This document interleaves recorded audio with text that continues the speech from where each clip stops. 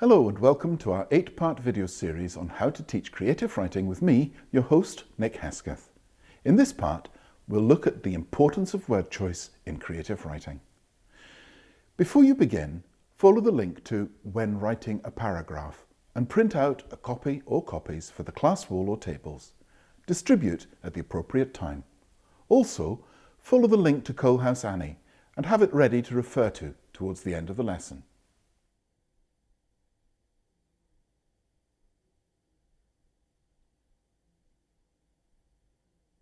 First, take a few minutes to listen to a selection of your pupils' work. Admire and reward the most modest of improvements. When ready, begin this lesson by explaining that Tom is the keyhole person, the character through which we experience the story. Like peering through a keyhole, we only know what he is seeing, feeling, tasting, hearing, and thinking. Other than the writer's descriptions, everything is experienced through the keyhole person. This helps the reader empathise with Tom. The keyhole person must only be changed with the chapter. This saves confusion and, because we only know what the keyhole person knows, also helps to maintain mystery. Now, we continue with the story. Tom wants to help Coalhouse Annie find peace. He does some research and discovers that in the old days, girls and boys used different doors to leave and enter the school. The girls' door is now bricked up. Pause at this point to explain the importance of research. Consider doing a project on Victorian education, or, if done already, revisit it. This will both deepen the experience and increase enjoyment of the task. Role-playing can be useful too. Become a strict teacher, of the kind Annie would find familiar, the dunce's cap, teaching by rote, the empty threat of corporal punishment, etc. Out of this, another ghost character may develop, perhaps an unpleasant teacher. This could be useful for later in the story. Explain to the children that, like a lie, a story must appear to be true, and that research helps this.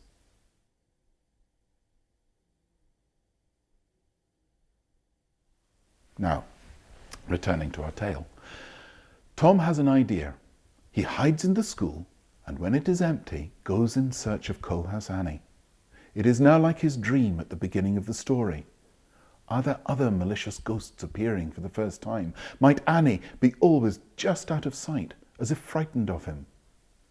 At last he comes to the bricked-up door, the door only used by girls. Annie is sitting cross-legged in front of it, sobbing. Now at this point, ask the children to guess what strong and fragile words might be. A strong word is a word you notice if it is repeated too often. Nervously, window, and ledge are examples of strong words. A fragile word is a word that can be used often without being noticed. She, the, and to are examples of fragile words. However, if used too often, a fragile word can become a strong word. Said is a fragile word that can be easily turned into a strong word. Hand out, or put up, the printed copies of When Writing a Paragraph. Now, play a game of Sound Like a Fool. This is where you choose a strong word and get a volunteer to construct a sentence in which it is overused. Done properly, the pupil will sound like a fool and be congratulated for it. After sounding like a fool, get the girl or boy to repeat the sentence, adapting it so the strong word is used only once. If the player, or a nominated other, struggles with the task, explain that this is how authors often feel when writing. Read to the class the exemplar of Coalhouse Annie you printed earlier, pointing out that she is the keyhole person. Now, get the children to choose their favourite part of today's story and write a paragraph using Tom as the keyhole person, evoking senses, using the past tense, and without repeating strong words or fragile words to the point where they become strong. Just a couple of points. The door was tall and narrow, very narrow. Repeating a strong word for dramatic effect is fine. Also, there are degrees of strength. The stronger the word, the less it should be used. Suddenly, horrified, and cataclysmic are extremely strong words, so should only be used once in an entire story.